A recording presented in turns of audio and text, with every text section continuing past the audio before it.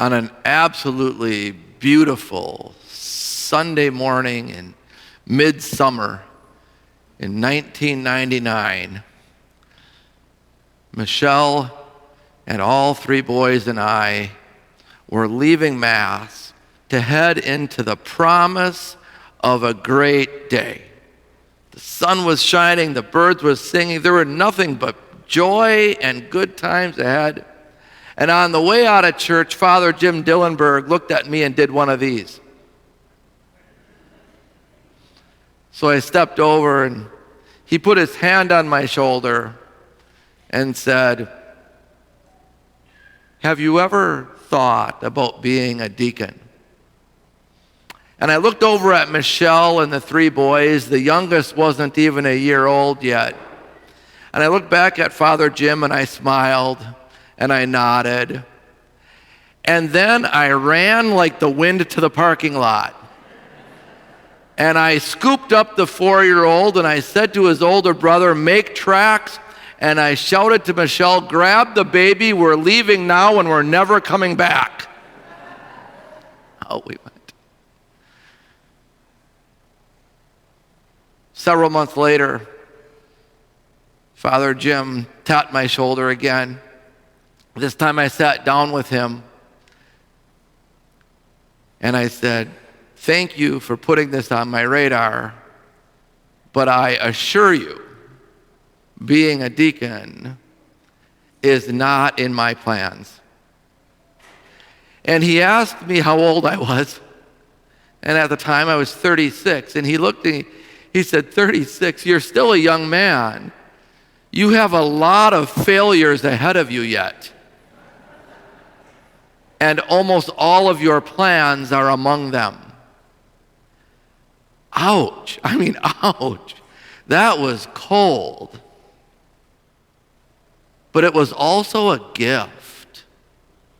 It was a gift, the gift of an icy slap of wake up. Wake up.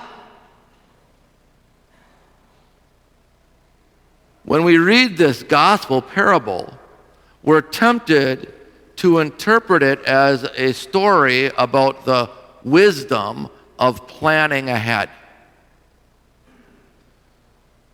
The wedding attendants who plan ahead and bring plenty of oil, we call wise, and the ones who do not, we call foolish. The wise plan ahead, the foolish do not. But I think if we take a step back and look at the big picture on this parable and see the whole thing, we realize that's not what it's about. It's about the wisdom of being open and the foolishness of being closed. See, everyone in the story, every single person in that story had a plan. They had all planned. The bridegroom and his entourage, they planned on arriving at a certain time. They didn't.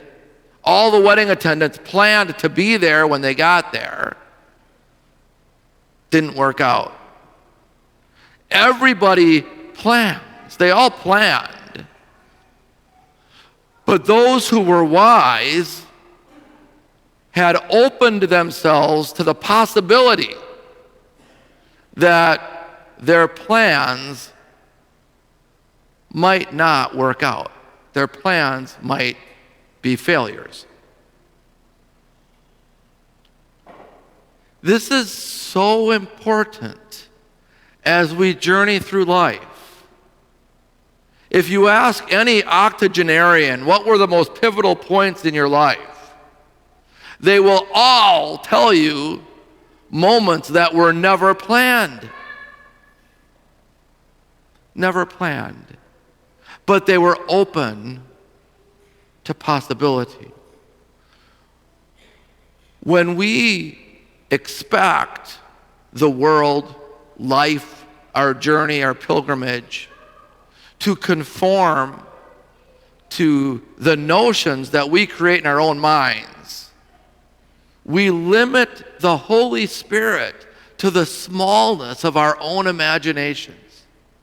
We limit God to the narrowness between our own ears.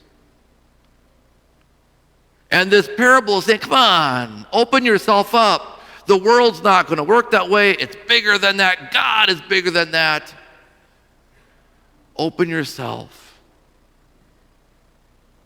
The foolish are the ones who expect that somehow God's creation should, could, would, or ought to conform to the way they plan it out.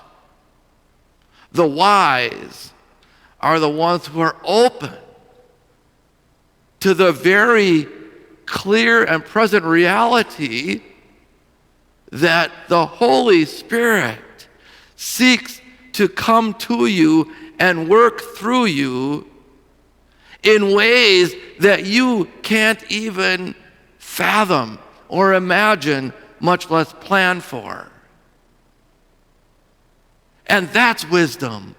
Wisdom is not closing ourselves down to our fixed mindset and thinking the world ought to conform to it. Wisdom is opening ourselves up to the grand possibility.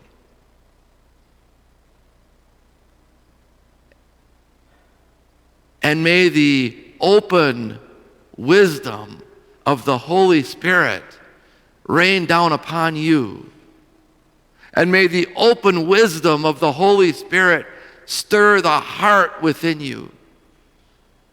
And may the open wisdom of the Holy Spirit flow forth into the world from you.